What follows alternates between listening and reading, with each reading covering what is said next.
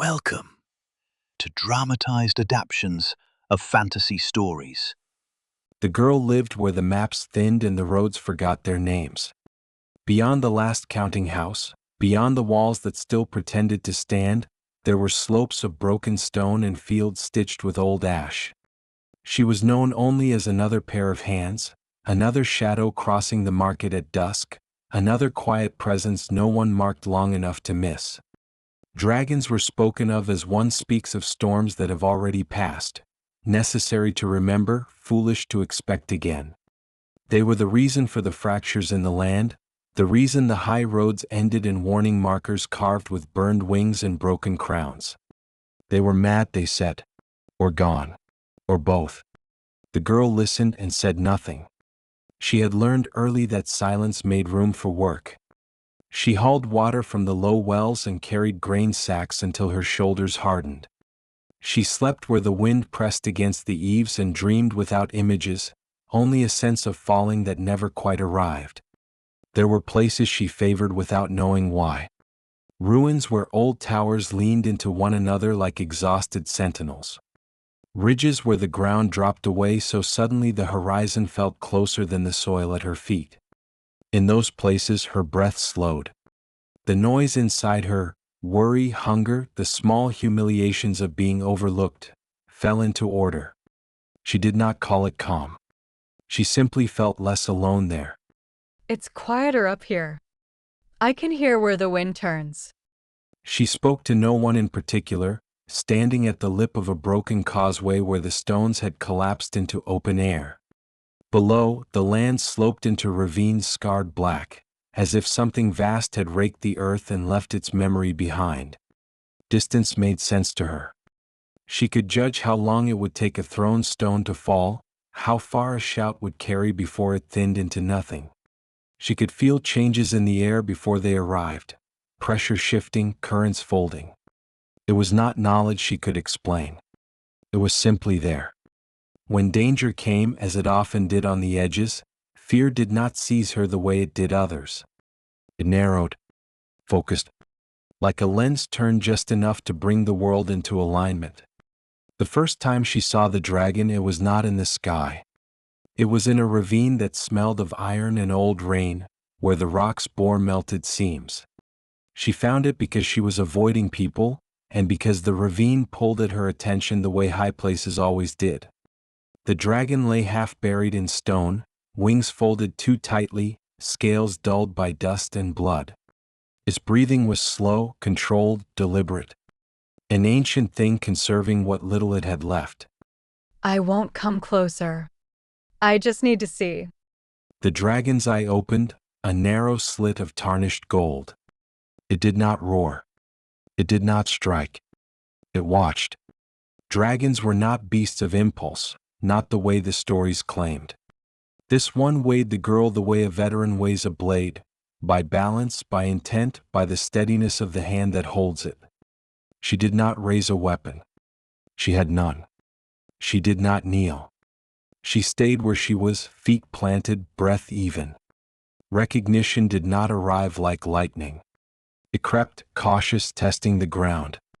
The dragon shifted, a low sound passing through its chest like distant thunder held in check. The girl felt it then, not a voice, not words, but a pressure of awareness brushing against her own. Not command. Inquiry. You're hurt. I won't touch you. Days passed measured by her returns. She brought water. She brought silence. She learned where the dragon's pain sharpened and where it eased, not by probing, but by watching how its breathing changed when she stood in certain places. The dragon did not submit. It permitted. A distinction as vast as the sky she sometimes felt pressing against her thoughts. Others noticed her absences. Warnings resurfaced, scratched on old boards and spoken in low voices. Dragon scars ached in men who had survived the last wars, and their unease spread like a bruise. Stay away from the ravines. All things don't wait kindly. She listened and went anyway. The dragon healed slowly. Each movement was negotiated, weight shifted, stone cracked, pain acknowledged and endured. The girl learned to match her breathing to the dragon's, to place her hands where presence steadied rather than startled. The first attempt at climbing was a mistake. Her foot slipped. The dragon surged, instinct flaring, and the ravine echoed with the sound of restrained fury.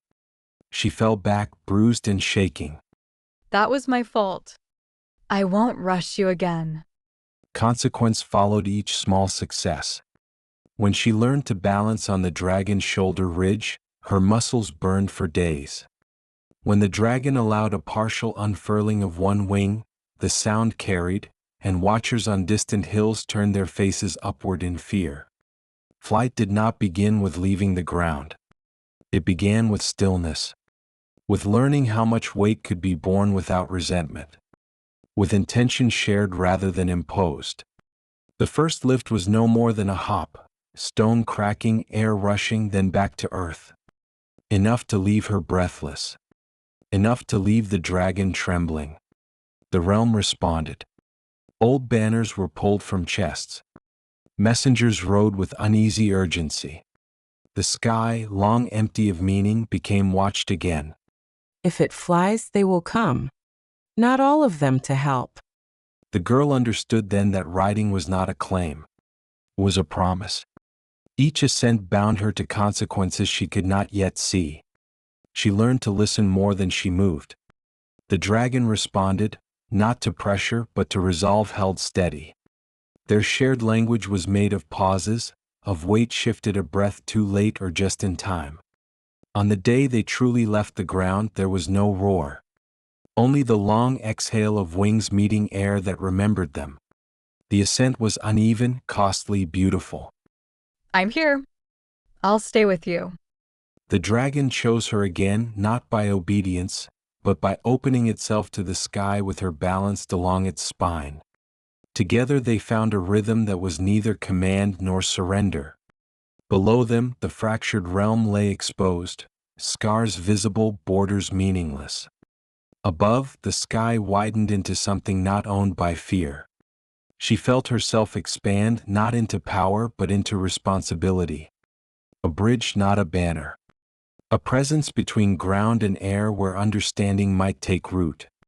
They did not circle for applause. They did not dive for battle. They flew on, sustained, measured, carrying with them the quiet knowledge that the old order was not gone, only waiting to be approached without violence. The sky held them. And for the first time in generations, it did not feel like a warning. Thank you for listening. If you enjoyed this story, you'll find more fantasy stories on the channel.